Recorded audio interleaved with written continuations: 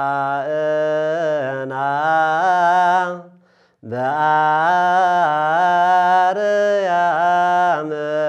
በአርያም ሆሳዕና በአርያም። በስመ አብ ወወልድ ወመንፈስ ቅዱስ አሐዱ አምላክ። ክቡራንን ክቡራትን ደሓን ደቐኒኻትኩም ክሳብዛ ሰዓት እዚኣ ዘፅንሐና አምላክ ቅዱሳን ልዑል እግዚአብሔር ዝኸበረን ዝተመስገነን ይኹን። ሆሳዕና ለወልደ ዳዊት። እግዚአብሔር አምላክ ፈቃድ ኮይኑ እንነጋገረሉ ናይ ትምህርትና ርእሲ ይኸውን። አምላክ ቅዱሳን ንኹላትና ነስተውዕለሉ አእምሮ ይዓድለና። ሆሳዕና ለወልደ ዳዊት እዚ ርእሲ ጠቐስናሉ ምክንያት በዓል ሆሳዕና ምክንያት ብምግባር እዩ። ሆሳዕና ቃሉ ናይ ዕብራይስጥ እንትኸውን ከሎ ትርጉሙ ድማ ሕዚ አድሕን በይዛኻ አድሕነና ዝብል ትርጉም ኣለዎ። እዚ ቃል እዚ ዝተዛረቡ ሆሳዕና ለወልደ ዳዊት ሆሳዕና በአርያም እናበሉ ዝዘመሩ ሰባት ኣለው። ዝዘመሩሉ ወቅቲ መዓስ እዩ ንመን ኸ ተዘሚሩሉ ዝብል ሕቶ እንትለዓል ከሎ ጎይታ መድኃኔ ዓለም ክርስቶስ መዋዕለ ስብከቱ ዘመነ ትምህርቱ አጠቃሊሉ ናብቲ ናይ ዘለዓለም ህይወት ዝህበሉ ናይ መወዳእታ ናይ ድሕነት ስራሕቲ ዝፍጽመሉ ናብ ሕማማቱን ናብ ትንሳኤኡን ደገ ሰላም ወይ ከዓ ደጀ ሰላም ኢልና ንጽውዓ ዛ ሆሳዕና እዚኣ ናብ ኢየሩሳሌም ብኽብሪ እንተኣቱ ከሎ ዝተዘረበ ቃል እዩ። ሆሳዕና ሕዚ አድሕን በይዛኻ አድሕን እንትኸውን ከሎ ትርእስና ሆሳዕና ለወልደ ዳዊት እሞ ንወዲ ዳዊት ሆሳዕና እናበሉ ከም ምስጋና ከም ልመና ከም ምስክርነት ተጠቀሙሉ ብዙሓት ህዝቢ ብዙሓት ሰባት ምስ ደቀ መዛሙርቱ ኮይኖም። እዚ ነረኽቦ ኣብ ማቴዎስ ወንጌላዊ ዝፀሓፈልና ቅዱስ ወንጌል ናይ ጎይታና ናይ መድሓኒና ናይ ኢየሱስ ክርስቶስ ቅዱስ ወንጌል ምዕራፍ 21 ከምኡ እውን ማርቆስ 11 ሉቃስ 19 ዮሐንስ ወንጌል እውን እንረኽቦ እዩ። እዚ ምዕራፍ 12 እዚኦም ኩሎም ክንረኽቦም ከለና ንምንታይ እዚ ቃል እዚ ነልዕለለና እንተይልና ኩላትና ህይወትና ክንምርምረሉ እሞ በዚ ቃል እዚ እግዚአብሔር ንዓይኮን እንታይ ክብለኒ ይኸውን ካብዚ እንታይ የኽወስድ እንታይ ዓይነት ረብሓ የኽረኽበሉ ብዝብል ናይ መንፈሳዊ ሕሊና ፀኒልና ክነዳምፆ ብእግዚአብሔር ስም ደጊመ ክፅውዕ ፈቱ እሞ ሆሳዕና ሕዚ አድሕን ወዲ ዳዊት ሕዚ አድሕን ዝብል ኣብ ብዙሕ ቦታ ንረኽቦ ወይ ድማ ወዲ ዳዊት አድሕነና ዝብል ንረኽቦ ኢና። እዚ አድሕን ዝብል ቅድሚ ምምፃእና ግን ወዲ ዳዊት ዝተባሃለ መን እዩ ክንብል ከለና መድኃኔ ዓለም ክርስቶስ ምዃኑ ገሊፅና ኣለና። ወዲ ዳዊት ንምንታይ ተባሂሉ እንተይልና ኣብ ትንቢት ወዲ ዳዊት ተባሂሉ ተጠቂሱ ስለ ዝነበረ ብሓደ ግዜ ዝመፀ ይኮነን ወይ ከዓ ንነቢያት ከየናገረ ዝመፀ ይኮነን። ኦ አድሕነና እዳውካ እውን ልኢኽካ አድሕነና እናተባሃለ ዝተለመነሉ ወዲ ዳዊት ኮይኑ ከም ዝመፅእ ብትንቢት ንባዕሉ ንዳዊት ተነጊርዎ ዝነበረ ወይ ድማ ብቃል እግዚአብሔር ተስፋ ተዋሂቡና ዝነበረ ወዲ ዳዊት ናይ ዘለዓለም መንግስቲ ዘለዎ ምዃኑ ብምዝኽኻር ክንሓልፍ ኣድላይ እዩ። እዚ እቶም ነቢያት ስለ ዝተዛረብዎ ደቂ ነቢያት ኢና ዝብሉ እስራኤላውያን ይፈልጥዎ እዮም ነይሮም። ወዲ ዳዊት ክመፅእ እዩ መሲሕ ክመፅእ ከድሕነና ይብሉ ነይሮም። ዘሕዝን ኩነታት ግን ንኡ ከይተቀበሉ ሕዚ እውን ወዲ ዳዊት መፅእ ከድሕነና ኢሎም ተስፋ ዝገብርሉ ዘመን ኣለው ንሳቶም። ቅድሚ 2000 ዓመት ግን ወዲ ዳዊት እዚ መፅኡ ንዳዊት እንታይ ተባሂልዎ ስለ ዝነበረ ወዲ ዳዊት ዝበሃል ዘሎ እንትንብል ከለና ካልኣይ ሰሙኤል ምዕራፍ 7 እንረኽቦ ሓደ ቃል ኣሎ። ንሱ ትመልእኽቲ ንሱ እንታይ ዝነግረና ዳዊት ዋ ንታ ኣብ ቤት አሚናዳብ ቤት አቢዳራ ዝነበረት ታቦት ወይ ከዓ ሕገ እግዚአብሔር ዝሓዘት ጽላት ናብ ታ ዳዊት ዝመስረታ ከተማ ወይ ከዓ ከተማ ዳዊት ጽዮን እናተባሃለት ትጽዋዕ ከተማ ናብ ኣምሰምፃኣ ክባረኽ ደልዩ ናይ ቤት አሚናዳብ በረከት ርዩ ናይ ቤት አቢዳራ በረከት ርዩ ዳዊት ነዛ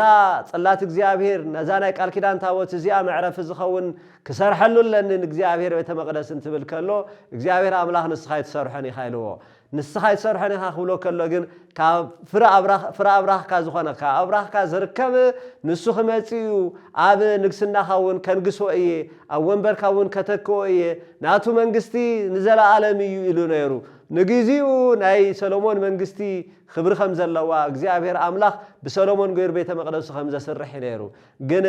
ፍጻሜኡ ንግዚኡ ኣይኮነን ነይሩ ነቲ ዘመን ንሱ ኣይኮነን ነይሩ ዘለዓለማዊ መንግስቲ ዝነበረ ዋላ ሓደ ፍጡር የለን ኣብዚ ምድሪ ሰሎሞን እውን ሓዊሱሞ እዚ ንዝመጽእ ናይ ዘለዓለም ንግስና ናይ ባዕሉ ዝኾነ ነቲ ወዲ ዳዊት ተባሂሉ ጽዋዕ ንኢየሱስ ክርስቶስ ከም ዝምልከት نفلت أما زمرون كركب كلنا محل እግዚአብሔር ለዳዊት በጽድቅ ወይኔስ ዝብልና ንረኽቦ አው ዳሴ ሐሙስናውን አው ዳሴ ማርያም ሐሙስውን ከምንረኽቦ ማለቴ አይና ሳሕን እግዚአብሔር ምሕሉልዩ መንግስቱን ወዱ ከም ዝህቦ መንግስቱን ዘለዓለም ከም ዝኸውን እዚ ቃል እዚ ናብ ብስራት ክመጽእ ከሎ ቅዱስ ገብርኤል እንታይ በላን ቤትና ቅድስት ድንግል ማርያም ወዲ ዳዊት ክስመዩ ወዲ እግዚአብሔር እውን ክስመይ ምስለ وهو من مرداوت أوه وينقص لبيته يعقوب العالم وعلو ما هيلك تلا منقصتو እግዚአብሔር እነዚህ ዝመጽእ ዘሎ ትብየ ዘለኸሲ ናይ አቡ ናይ ዳዊት ንግስና መንበር ክህቦ እዩ አቤት ያዕቆብ ድማ አፍቶም ዝተሓረዩ ቤተ እስራኤል ድማ ክነግስ እዩ ቶም እስራኤል ዘስጋ ጥራሕ ዘይኮንስ ናይ እግዚአብሔር አመንተን ኣብ ዝኾኑ ኣብ ኩሎም ነጊሱ ዝነበር ወዓልዎ ማህለቅ ተለመንግስቱ ንመንግስንኡ ድማ ዘለዓለማዊ ስለ ዝኾነ መወዳእታ ዘይብሉ ኢሉ ጎይታና መድኃኒ ዓለም ኢየሱስ ክርስቶስ ካብ ቅድስት ድንግል ማርያም ንኽውለድ ዘብሰረ ቅዱስ ገብርኤል ንቅድስት ድንግል ማርያም ወዲ ዳዊት መንበረ ዳዊት ዝደግስ ናይ አቡ ዳዊት መንግስና ዝወስድ ምዃኑ ከምዝ ነገር አንፈልጥ ኣብዚ ተበገስናሉ ሆሳዕና ተመይስና ወንሪዮ ምዕራፍ 21 እዩ ነዚ ምዕራፍ 21 ሆሳዕና ለወልድ ዳዊት ተባሃለ ወዲ ዳዊት ከመይ ዝበለ ምዃኑ እንትገልጽ ምዕራፍ 22 ሓንቲ ምዕራፍ ቅጽል አቢልና ጎይታ ኢየሱስ ክርስቶስ ነቶም ፈሪሳውያንን ነቶም ነኦም ዝመስሉ ዝነበሩ ጸሓፍቲ ወይ ከዓ ሕግን ፈልጢና ባህልቲ ዝሓተቶም ሕቶሎ ማቴዎስ ወንጌል ምዕራፍ 22 ተጻሒፉልና ንረኽቦ ቁጥር 41 ጀሚርና ክንሪኦ ከለና ተኣኪቦም ፈሪሳውያን ናብ ኢየሱስ ክርስቶስ መጹ ጎይታ ኢየሱስ ክርስቶስ ድማ ብዛዕባ ክርስቶስ እንታይ ይመስለኩም በሎ ክርስቶስ ከም ዝመጽ ይፈልጡ እዮም ጎይታ ኢየሱስ ግን ክርስቶስ ኢሎም ክቅበልዎ ይካሉን ኢየሱስ ኢሎም ጽውዕዎ ነይሮም ናይ ናዝሬት ኢየሱስ ናወሊ ጽውዕዎ ነይሮም እቲ ጽበይዎ ዝነበሩ እቲ ንዳዊት ቃል ዝተኣተወሉ እቶም ነቢያት ተስፋ ዝገበርሉ ክርስቶስ ስለምዃኑ ግን ከኣምንዎ ክቅበልዎ ስለዘይከኣሉ ሕቶ ሓተቶም እቲ ተስፋ ትገብርዎ እቲ ከመጸልና እዩ እቲ ከድሕነና እዩ እቲ ከንግሰና ይትብልዎ after ዘመን ንሱ ትንግስና ቀይረው ሞየም ዝነበሩ ዘለዓለማዊ መንግስተ ሰማይ ንምንጋስ ዘይኮነስ ሐሳቦም ኩሉ ምድራዊ ኮይኑ ስለዝነበረ ካብ ኢድሮማውያን ነፃ ዘውጾም ይጽበዩ ስለዝነበሩ ኣብ ቤተልሔም ሞድማ ከዓ ኣብ ምሕደር እንስሳ ዝተወለደ ዘይኮነ ጽበዩ ዝነበሩስ ኣብ ቤተ መንግስቲ ነጊሱስ ሰራዊት ኩሉ አሰሊፉ ናንጻር ጠላእቶም ወይ ካንጻር ሮማውያን ተላዒሉ ናአቶም ነፃ ዘውጾም ምድራዊ ንጉስ ናብ ምጽባይ ወሪዶም ተዋሪዶም ነበሩሞ ነዚ ሐሳብ እዚ ከስተውዕልዎ ስለዘይከኣሉ ዝነበሩ ንክርስቶስ ኣይተቀበልዎን ክርስቶስ ግን እንታይ በሎም እቲ ክመጽእ እቲ ከናግፈና እቲ ነፃ ከውፀና ሓራ ከውፀና ይትብልዎ መሲሕ እቲ ክርስቶስ ወዲ መን ይመስለኩም በሎም ክርስቶስ እንታይ ይመስለኩም ብዛዕባ ክርስቶስ እንታይ ይመስለኩም ወዲ መን ከእዩ ኢሉ ጠየቆም ይብላል ባዕሉ ኢየሱስ ክርስቶስ ስለቱ ተስፋው ሓቶም ከሎ ንሳቶም ከዓ እንታይ ኢሎም እዮም ዝመለሱሉ ወዲ መን ከእዩ ክብሎም ከሎ ወዲ ዳዊት ኢሎም መልሶም እዚ ፍሉጥ ነይሩ ማለት እዩ እስራኤላውያን ወዲ ዳዊት መጽኡ ከም ዘድሕኖም እቲ መሲሕ ክርስቶስ ወዲ ዳዊት ምዃኑ ይፈልጡ እዮም ነበሩ ስለዚህ ታሪክ ተተሓዘ ነዚኣ እዮም ዘመስግኑ ዝነበሩ ጎይታ ኢየሱስ ክርስቶስ ነዞም ሰባት እዚኣቶም ነቶም ክቅበልዎ ዘይከኣሉ وأزيد أود يوسف ناول لتصفات ود يوسف كيكونه ود أبي بأبونت أبي أبو أمدرجن أبو زبالة يقولون أب سماء الدخم زي يقولون ود قدس دينجل ماريا بدينجل نات وليد بدينجل نات أنيسو بدينجل نات تولد يسوع كريستوس ود يوسف هنا بران تخكليو أب تحت يوسف عبيو أبو يبلون نيرو كم أبو يريو نيرو أبوها تواهي لجن بسجا زوالو يكونه نزنا برا مو ود يوسف كأسرابي أنتوا بلون ساتهم ወዲ ዳዊት ጽበዩ ነበርሞ ነቲ ወዲ ዳዊት ከሪኦም ደሊ ጎይታ ኢየሱስ ክርስቶስ ወዲ መን ይመስሎም ወዲ ዳዊት ለመለስሉ ሐቅኩም ምኻንኩም ኢሉ ግን ድማ ከዓ ወዲ ዳዊት እንድሕር ኮይኑ ደኣ ይብል ጎይታ ኢየሱስ ክርስቶስ ኢየሱስ ድማ ከመይሉ ደኣ ባዕሉ ዳዊት ብመንፈስ ቅዱስ ጎይታ ንጎይታይ ንጸላእትኻ ኣብ ትሕቲ መርገጽ እግርኻ ክሳዕ ዝገብሮም ኣብ የማነይ ተቐመጥ እናበለ ከመይሉ ጎይታ ይብሎ ብዛዕባ እቲ መሲሕ ብዛዕባ እቲ ክርስቶስ ዳዊት እንታይ ኢሉ ኣሎ ጎይታ ኢሉ ፀዊዕ ኣሎ ጎይታ ንጎይታ ኢሉ እግዚአብሔር አብ ንኢየሱስ ክርስቶስ ብዝብል ይዘምጽኦቱ መብራህር ናኡ ዝርዝር አይኮናና እምበኣር በዛዕባ ወዲ ዳዊት ምዃኑ ድሕር ትፈልጡ ኾንኩም ከመይ ገይሩ እዩ ዳዊት ጎይታ ኢልዎ ኣብዚ ነግረና ቅዱስ ማቴዎስ ጎይታ ኢየሱስ ክርስቶስ ዝበሎ እምበኣር ዳዊት ጎይታ ይካበሎ ደኣ ከመይ ወዲ ዳዊት ይኸውን በሎም እንተኾነ ሓደ እኳ ቃል ክምልሰሉ ዝኽኣለ ይነበረን ካብታ መዓልቲ እቲኣ ጀሚሩ ከዓ ሓደ እኳ ክጥይቆ ኣይደፈረን ስለዚ ኣብዚ ክንሪኦ ዘለና ሓደ ነገር ወዲ ሰብ እናበሉ ጽውዕዎ ከሎ ወዲ ዳዊት እዎ ኮይኑ መጽዩ ወዲ ዳዊት ግን እንታይ እዩ ጎይታ ዳዊት እዩ ቀዳማዊ እዩ እሱ ቀዳማይ ዘይብሉ ቅድሚት ዘይብሉ ብቅድሚ ዘመናት ዝበሃል ዘይቆፀረሉ ቀዳማዊ ቃል ሰብ ኮይኑ ስለ ዝመፀ ሰብ ኮይኑ ስለ ዝተመላለሰ ቀዳማይነቱ ይጠፍእ ማለት ኣይኮነን እሱ ቀዳማይ እዩ ዘመን ዝተቆፀረሉ ሰብ ስለ ዝኾነሉ ዘመን ጥራሕ እዩ ዝነበረ ወንስኻ ወዲ 50 ዓመት እኳ ዘይኮነካ ከመይ ጌርካ ንኣብርሃም ርእዮ ትብል ተባሂሉ ናብ ካልእ ቦታ ተጠቒሱሉ ነይሩ እዚ ወዲ ዳዊት እዚ ኣምላኽ ዳዊት እዩ እዚ ወዲ ዳዊት እዚ እቲ ክመጽእ ዝተባሃለሉ መድሕን እዩ እዚ ወዲ ዳዊት እዚ እቲ ጎይታ ሰላም እዩ እቲ ክመጽእ ተባሂሉ ተስፋ ዝተገበረሉ ብትንቢት እውን ብነቢያት ብብዙሓት ዝተነገረሉ ንሱ እዩ እሞ ዝነበረ ወዲ ዳዊት ክንብል ከለና ወዲ ዳዊት ዝኾነ መንግስቱ ግን ናይ ዘለዓለም ዝኾነ መድሕን ዳዊት ቤዛ እስራኤል ንጉስ እስራኤል ዘነብስ ንዘለዓለም ብመንግስቲ ኣምላኽ ንኽመላለሱ ኣብ መንግስቲ ኣምላኽ ንኽወርሱ ዝሕሉ ዝሕግዝ ሓላዊ እስራኤል ንሱ ምዃኑ ብትንቢት ዝተነገረሉ ንሱ ምዃኑ ነብራህርህ ኣለና ስለዚ እቲ መድሕን እቲ ኣድሕነና ክበሃል ዝኽእል ንሱ እቲ ብተስፋ ትጽቢት ዝገብርዎ ዝነበሩ ወዲ ዳዊት ንሱ ምዃኑ ነብር እሞ ንመለስ እስቲ ናብ ኢየሩሳሌም ተኣቱ ከሎ እንታይ በልዎ ጎይታ ንደቀ መዛሙርቱ ቀዲሙ ልኢኽዎም ኣሎ ካብ ቤተ ፋጌ ክመጽእ ከሎ ኣብ ቅድሚኹም ዘላ ዓዲ እስርተ ኣድጊ ምስ ግልገል ኣድጊ ክትረኽቡ ኢኹም ወይ ድማ ግልገል ኣድጊ ማለት ንእሽተይ ኣድጊ ወይ ከዓ ዒሉ ተባሂላ እውን ትጽዋዓ በብኸባቢኡ እዋል እናበለይቱ ግእዝና ዝጽዋዓ እታ ኣድጊ ግልገል ኣድጊ ወይ ከዓ ንእሽተይ ኣድጊ ክትረኽቡ ኢኹም ፈቲሕኩም ኣምጽኡለይ ዝኾነ ሰብ እንታይ ትገብረለኹም እንተበለኩም ጎይታ ይደልዮም ኣሎ በልዎ ሽዑ ክሰዶም እዩ በሎም ጎይታ እንተደልይዎ ዝኽልክል ማንም የለን ሓይሊ እግዚአብሔር ኣብ ልቢ ሰባት እውን ኣትዩ ክፈቅድ ይገብር ኣይኮነን ልቢ ሰባት ነታ ማዕጾ ኣብ ቅድሚ ቅዱስ ጴጥሮስን እቲ መልኣኽን ዝነበረት እውን ጋሕ ኢላ ክትክፈት ዝኣዘዘ ንሱ እግዚአብሔር እዩ ጎይቶኦም ይደልዮም እንተኾይኑ ኩሎም ናብኡ ክስብሰቡ ግድን እዩ ግን ከም ደቂ ሰባት ክንርኢ ከለና ብፍሉይ ዘደንቕ ተኣምር ጎይታ ክእዘና ክእል እንድዩ ግን ድማ ከዓ ነፃ ፍቃድ ስለ ዘለና ንሕና ስለ ዘይደለና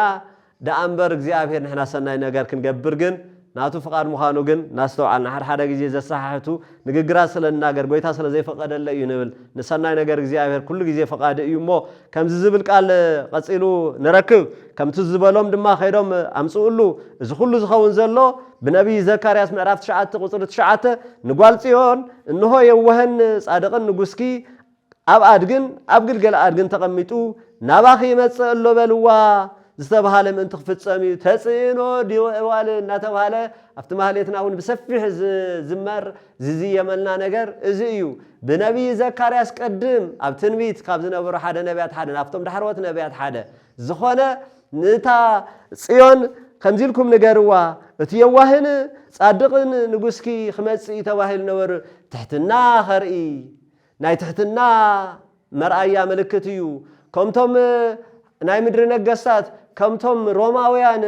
ኣብ ልዕሊ ፈረስን ኣብ ልዕሊ ሰረገላታትን ሰራዊት ተኸቲሉ ብሰይፍ ኣይኮነን ዝመጸ ትሕት ኢሉ ኣብ ትሕቲ ዕዋል ወይ ከዓ ኣብ ትሕቲ ታግልገል ኣድጊ ኮይኑ እዩ ዝመጸ ሓደ ትሕትና እዩ ትሕትና ከምህር ከሎ ብብዙሕ ትሕትና እትርከብ ልዕልና እያ ዘላ ኣብ ክርስትና ክብለና ከሎ እቲ ናይ ትሕትና መምህር ጎይታ ኢየሱስ ክርስቶስ ሰማይ ምድርን ዝግዝኡሉ ንሱ ክኸውን ከሎ ንሱ ግን ትሕት ኢሉ ከም ዝተወለደ ሕዚ እውን ናፍቲ ናይ መወዳእታ ናይ ክብሪ ቦታ ክመጽእ ከሎ ክብሪ ንደቂ ሰባት ክብ ንባዕሉ ግን ክዋረድ ክመጽእ ከሎውን ብትሕትና እዩ ኣብ ልዕሊ ኣድጊ ዝመጽእ ካሊእ ኣብ ልዕሊ ኣድጊ ምዃን ሰላም ይነግሰሎ ምባል ዝነበረ እሞ ሰላም ክእውጅ ሰላማዊ ኢየሱስ ክርስቶስ ንዓለም ኩሉ ሰላም ክህብ ዘይምንጠል ሰላም ዘለዓለማዊ ዝኾነ ሰላም ክህብ ሰላማዊ ኢየሱስ ክርስቶስ እቱ ሕያዋይ እቱ ጻድቕ ንጉስ ኣብ ልዕሊ ተኣድጊ ኮይኑ ናብ ኢየሩሳሌም ከኣቲ ንረኽቦ ኣለና ደቂ መዛሙርቲ ድማ ኸይዶም ከምቲ ኢየሱስ ዝኣዘዞም ገበሩ ይብል እቲ ናይ ኣድጊ ጉዳይ እዩ ኣብ ዘምፀልና ኣብኣ ድማ ኣብ ልዕሊኣ ተጻዒኑ እንትመጽእ ከሎ እቶም ህዝቢ ብምልኦም ድማ ክዳውንቶም ኣብ መንገዲ ኣንጸፉ ካልኦት እውን ካብ እዋም ጨንፈር እናሰልዑ ኣብቲ መንገዲ ንስንሱ ነበሩ እዚኦም ኣይጹቀ በቀልቲ እናበልና ንጽውዖ እቲ ሆሳዕና እናበልና ወይ ስየ እናበልና ንጽውዖ ዘለና ምስዚ ተታሒዙ ነምጾ ዘለና ሆሳዕና ተባሂሉ ዝተዘመረሉ መዓልቲ እንጥቀመሉ ስለ ዝኾነ ሆሳዕና ንብሎ ኢና ነቱ ቆጽሊ ዘለውን ስየ እናበልና ድማ ብኻልእ ባህላ ክንጽውዖ ንኽእል ኢና ናይ ተምር ቆጽሊ እውን እናተባሃለ ይጽዋዕ እዩ እዚ እናቆራረጹ ኣብ መሬት እንተጽፍሉ ክዳውንቶም እውን እናውጽኡ እንተራግፍሉ ንረክብ ኣለና ኣብዚ ንሪኦ ዓብይ ነገር ኣሎ እቲ ሓቀኛ ሰላም ዝህብ ሰላማዊ ኢየሱስ ክርስቶስ እንትመጽእ እንቲ ሓቀኛ መድኃኒት ዝኾነ እቲ ድሕነት ዓለም ዝልግስ ንዓለም ኩሉ ዘድሕን ነቶም መድኃኒት ስኢኖም ብቁስሊ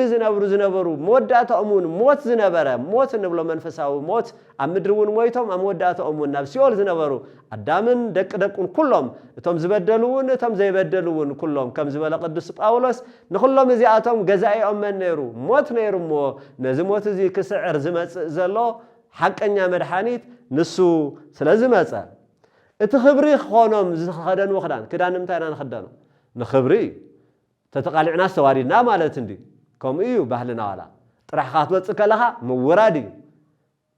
ክብርና ንስኻ ኢኻ ንኣኻ እንተለቢስና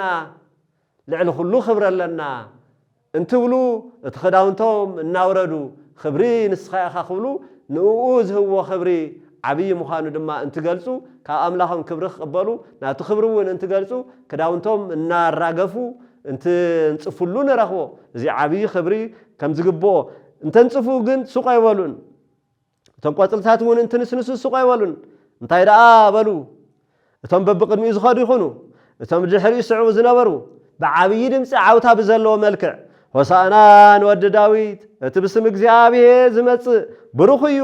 ሆሳዕና ናብ ኣርያም እናበሉ ድምፂ የስምዑ ነበሩ ሆሳዕና ንወዲ ዳዊት እወ ወዲ ዳዊት ኣድሕን ንስኻ ኢኻ መድኃኒት እወ ሆሳዕና ንወዲ ዳዊት ኣድሕነና ጥራሕ ዘይኮነስ ከድሕን ዝኽእል ንሱ እዩ እቲ ወዲ ዳዊት ተባሃለ እቲ መድኃኒት ዝኾነ ንሱ ኢየሱስ ክርስቶስ እዩ ሆሳዕና ዘድሕነና ክበሃሎ ዘለዎ ንኡ እዩ ዝግብኦ ንሱ እዩ መድኃኒት ንሱ እዩ ህይወት ንሱ እዩ ሰላም ዝህብ ብሓቂ ወዲ ዳዊት እቲ መድኃኒት ክርስቶስ ንኡ ሆሳዕና ኣብ ልዕል ዝበሉ ቦታታት እውን ብልዑላት እውን ኣብ ሰማያት እውን ኣብ ክብሪ ቦታ ኩሉ ዝምስጋና እዚ ንኡ ክወሃቦ ይግባእ ንኡ ድማ ድሕነት ክልመን ይግባእ ንድሕነት ዝተዳለወት ነብሲ ድማ ኩሉ ግዜ ኣብኡ ከተማዕቆብ ይግባእ ንኡ ድማ ክጽውዖ ይግባእ ዝብል መልእኽቲ ከመሓላልፉልና ንረኽቦም ናብ ኢየሩሳሌም ምስ ኣተወ ከዓ ይብል ኩላታ ከተማ መን እዩ እዚ እናበለት ተናወፀት እዚ መን እዩ ትብሉ ኣሕዋት እሱ ተሓቂ ወዲ ዳዊት ወዲ እግዚኣብሔር ንዓለም ኩሉ ቤዛ ኮይኑ ዝመጸ ምንቲ ድሕነት ዓለም ዝመጸ ንክብሩ ክህበና ውርደትና ዝተሸከመ ልዕልዕል ከብለና ትሕትሕት ዝበለ እወ ንሱ እቲ ልዑለ ባህሪ እዩ እወ ንሱ እቲ ቀዳማዊ እዩ እወ ንሱ ቅድሚ ዓለም ንጉስ ነበረ እዩ እግዚኣብሔርሰ ንጉስ ውእቱ ቅድሚ ዓለም ሓቂስኻ ንጉስ ኣይሁድ ኢኻ ኢሎም እንትሕጭጭሉ ንረኽቦም እንትሓትዎ ንረኽቦም وتملاس دما في مدهاني عالم كون كله قطام خوين نايلومي هوسانا مدهاني عالم عمتو تسقلتون انت سقلتو معناتيو مس هوسانا تدريو عبيب علينا نخبر زلنا خلت عبيت بعالات بحرق هنا نخبر زلنا مو ابزعلت زي እግዚአብሔር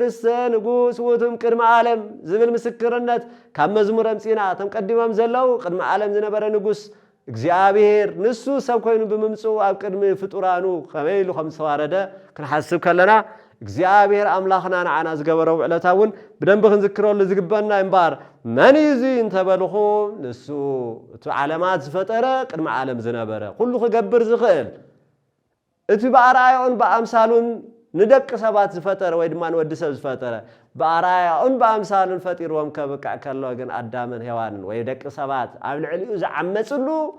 نتهم زعمتسو دم خيج أكن خي حدق كحساخ خفل ونا تجبؤم كحسوم كخفل تحتي الاستوارده نسو جندم ما تواري لك أرين نتهم مركز نبرون كفت زلوا مركو خلو واقع خفيلو هواتو يخفيلو لهم بهواتو هوان خونو كما أسرتي ديابلوس دما نسان خواسو مواقح بيت ما أسرتي ديابلوس زبط آتاسا اتو سعراي اتو مويتو زي سعر نسوت مدهاني عالميو الكم ملس الله منيزي انتبالخم نخرستيان زي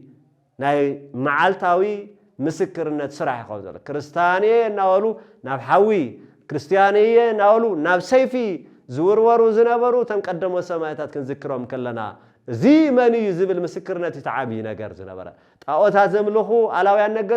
ننقستات نناتاتي تاوتات نناتاتي أمالختي انت زي مليخكم تطفوا اللهم بزعبا خريستوس انت تزاريكم تموت اللهم أبزبهان الساعات أناس أمن كريستوس ودك زيابير مدحاني تمخانو نايزل عالمي وترما بوطرح خمزرك كبير زفلت النابلو ناتورورو نفتي سيف زلوا بوتا انت اتو إنا نفلت حق خريستيان كوم خجبر يجبو بارحتو هزون يحط له من يزي نسوت مدحانيت من يزي السوت نقول السلام من يزي اتي دحنات عالم كله بوز تسبسبلو وكان عالم كله هوتو جبرو هوت ذهب نسو مدحاني عالم كريستوس يزبل مالسخو هواي يجبا زي تناوصاتي زبلا وتم حزبي دما زي كام نازريت ناي غليلا زمص نبي يسوس يو እናበሉ ታ ኢየሱስ ትብል ነገር ይም በበዝሕ ዝፈልጡ ነበርንበር ታ ክርስቶስነቱ ብዝግባ ሰረድኡ ግን አዝዮም ውሕዳት ከም ዝነበሩ እቲ መጽሐፍቲ ይነግረና ንኸምኡውን እዮም ነቲ ናይ ዘለዓለም ድሕነት ዝህቦም ጎይታ ኣሕሊፎም ስቀሎ ዝበልዎ ካብዚ ንመሃሮ ብዙሕ ትምህርቲ እኳ እንተሃለዎ ገናተይ ጎይታ ኢየሱስ ክርስቶስ تمالي ناب يروساليم بعبي خبري بعبي مسجانا سلام كهب دحنات كهب نايزل عالم كبري كهب كم زاته وخلو ناي تمالي يروساليم ناتي ناتكا ناتكي لبي خويني ركا قويتا يسوس كريستوس لمون كاتي من قد لبنا كنستخاخللو قويتا استمچاچو لبخ ركب كاب كفات كاب تنكل اتو تماما استبهاله اقانعو እና በለ ጻያህ ፍኖት ቅዱስ ዮሐንስ መጥምቅ ዘአወጀሉ አዋጅ አብልብኹም አብልብኹላትናሎ እቱ ጎባጣን እሱ ክስተኻኸል ይግባ እቱ ዝሐፍ ዝበለ خفات ዝተቆለለ خفات ክጽረክ ምድመር ይግባ በትዕቢት ተወጠረ ልቢ تحت كبل يقبا تقرقوار زخوانا نسبات كله تنكولن كفاءاتن زوقل زلو قرقوار لبنا يمدمد يملا سوات زي كونس እግዚአብሔር كملالسلو نقنعيو قنع لبنا نقبرو ننصفلو ህይወትና خبرنا نسو مخانو آميننا قبل على خالقوت زتصقعنايو زتسفنايو ازي كله نؤنا هبو كبرنا نسو هفتنا نسو سلامنا نسو هيوتنا نسو مخانو نؤمن لبنا نخفتلو عبر دويلو ينكو حقو حلو هو كأتو خفتو اللي بري بلالو اتبرز خفت انت ترخبه مسواتيو درار كبلع زرالماوي صقاب زوهب درار كهبنا غويتا يسوع كريستوس أبلبي بري خوينو أبلبخي بري خوينو أبلبخا بري خوينو ينكحكو حلو قندما خا غويتا زملالسلو منقدي ست زباله منقد دنبر طماما لعل زوصه زاتو غرغواد كفاز استملو اشوخ زلو لبي يكوننمو بلبينا ناملاخنا خنقبلو انبر كالين سرحو سراح يلنا بز ساعات زي غويتا يسوع كريستوس يروساليم كم زاتو نابلبخو من خاط يدللو لبنا نخفتولو زبل ملختي كنم حلالف ندل سلام كم زاوجه سلام كم زخونه كم زاوجه أب هيوتنا بزوح نوصوصتالو بزوح مطرطارالو بزوح چنقالو أب عدنا بزوح فتنالو بزوح چنقالو صلماتالو نز صلمات زي جلاليهو كدحين زخيل نسو مداني عالم كريستوس لزخونه وسائنا باريام وهزي أدحننا خبهال زقبو وسائنا لولد داويد مدحانيت كان ود داويد راح يزركب دحنات كان ود داويد راح يزركب سلام كم سلاماوي يسوع كريستوس راح يزركب اكزيو محرنا كريستوس مالتي بخالي بحالا وسائنا خنول كلناكو اكزيو محرنا كريستوس مهلا صبغو نيرو فلاي هاجر سبكتنا مقاله انا زفلط سلازخونه بقول مهلا قنينا عبي صوم 4 صومنا زازيمنا تسينونا بزبال وان اتينا هذه تسينو دبوالنا يروسالم كاتيو تايلنا يالنا هوسائنا دج سلام ويكا دج سلام نايمن دج سلام مالت نافت بيت ክርስቲያን نتاعتول بر مالتي نزبرزي بمن مسلو لنا بهوسائنا هوسائنا إلنا نابينا ناتزلنا مكرا منقلتا سقاي شنكار مسكال مرارا حمود مستاي بيج أكانات بزوح قرفات مقبال أبل عليها بطعام إذا سكفكفو نقر كفت أمكا مفقاد مودما كمتي بمغاس أقرونا تمكسو دسيل ودويلو منم زي كلاخل بقيع حيواي بقيع تحكينا حيواي بقيع اغزيابير يسوع كريستوس لما سلي سلي خلاتنا كل قرفات قبل نازين نحاسبولو سمونا حماماتنا تلنا ازي انت نحسب كلنا لبنا خنكفت دو يقبأنا سلي استخفى دواقا بزوحي لنا بملو لبنا دو نقويتا خنا مسقنو حزوين قن كادحين أبر خوينو نانكوحا خحس نبخن بلو دو يقبأ وقنا يوقناتي أيكونان لبنا دا خنكفتولو يقبأ مدحين نسئيو وهابي سلام نسئيو سلام كابخائيو إلوم تقبلوا مونيرهم قن بتعام بزحزن كنتات وسانا لولد داويت النابلو خداونتهم نمريت قصلتاتونا نسنسو كم زي تقبلوا أفتعار بساعات قن اتم سوزنا وردك أمزامر تقوى ساعة زهادمو اتم زترفو دما عبكن دي تشكان ليباز نبرا بوانجلو بخفاءاتو استأثر بربان فتح نو سقلو ناولو عاويلهم كم زي مسجنو حسانا باريام يلو عاويلهم كم زي مسجنو عاويلهم ما سقلو زبلو بزحات نيرو أنا نسخي أبزح مامات أبزح على 4 صوم صبوق لبنا ملس يلا أو قويتا محارنا زيو محارنا خريستوس ناتكا قبرنا أو قويتا سليم ويتخايخا كبر مسكانا نعخا يقبا سليت حاريد كايخا سليدم كافسيس كايخا نابلنا قدس قربان ونا تقبلنا نيرنا نخون قبونا ايو كنودسو لي يقبانا بزمان قرنبيت سلازخونا قن تمقبال برقنا تخونا لو بزلو ساعات سلازخونا قن قدس قون كوردو من زقبلو وحدات سوات بقى تقبالكو يلنا نادن نقبا امودا قدس قان كوردو من كريستوس زي تقبلو كما يلي كريستيان كبالي خيل توم زي يقبل يوم كغرمونا زقبوهم ناي كريستوسينا نابلو ناي كريستوس قان دم زي يقبلو أبزي تصانيحنا قن دمها نافتو سماوي خبري حاقوس نحاسبولو بالهم سأتو كنو الكالناس تمالي سنا كافتهم سقلو نخو كما إنا هنكون زلنا لو مخسائنا باريام صباح سقلو لومي تمهللتي صباح درفتي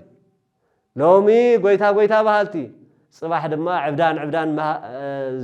نبل ويكع نزلل كم انسسا لو مسكات كريستوس مكرا كريستوس ان حسبنا نخريستوس نفتو نفكرو الى نبل صباح جن اب غننا ناي اخلي ناي مشت درار حنت نشتي ناي افتاتي تلكفت الطعام اخلي سينهم عصف لهم نحدرو نحنا جن فقود دامسته عبيت داسا سرحنا او نزلل نعبد بطميت تحلقوا بزحات وغناتنا هالونا كم يغيرنا نخريستوس نفكرو نبل قدس يوحنس ونزي زبلنا بسخا زل سب كيف قرك خيفتها انت زي تريو املاك እግዚአብሔር كيف يفكر له انت بالكاس حساو خاينا تبهلنا ስለዚህ ከምተ መብ ኢየሩሳሌም ካትከሎ ሆሳዕና በአርያም ለወልደ ዳዊትና በሉ ሆሳዕና ለወልደ ዳዊትና በሉ ዘመስገኑዎ ናበልና ሁሉ ጊዜ አመስጋና ክርስቶስ ከነበር ይግባና ሆሳዕናን ተሐስብ ከለና ሆሳዕናን ተነብዕል ከለና መድኃኒት ንሱ ምዃኑ ኸናም ሰላም ዝህብ ንሱ ምዃኑ ኸናም ኣብ ዓድና ዘሎ ሰላም ብሰንኪ ክፋትና ብሰንኪ ሕመቕና ወይ ድማ ብሰንኪ ሕመቕ መራሕቲ ሳቶም ናይት ህዝብ ውፅኢት ስለ ዝኾኑ ብሰንኪ ጨካናት ነገሳት ኣብ ዓለምና ሙሉ ዘሎ ሁሉ ዝፍጸም ዘሎ ብሰንኪ ሕመቕ ሰብ ዳ እምበር እግዚአብሔር ስሩሩህ እዩ እግዚአብሔር ስምሓሪ እዩ ከም ሕመቕ ሰባት ዝኸውን ነር ዝዓለም ዚኣ ቀደም ተቃጺላ ምጠፍአት ነይራ ረድኤት እግዚአብሔር ይዝሕልወና ዘሎ ሕዝውን ሰላምና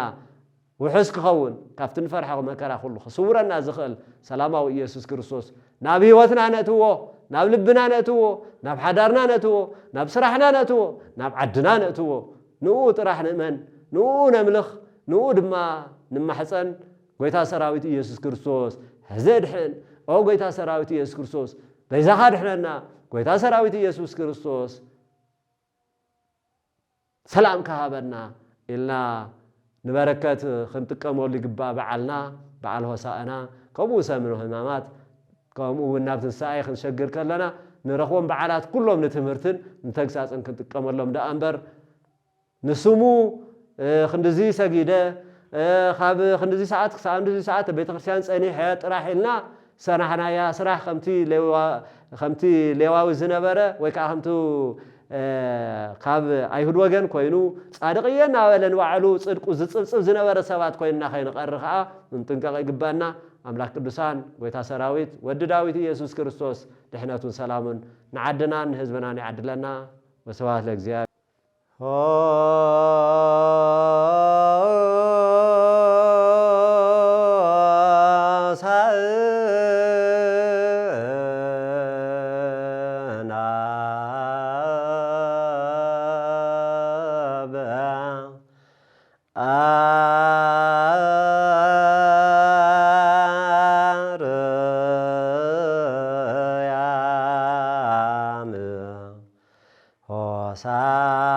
ሆሳዕና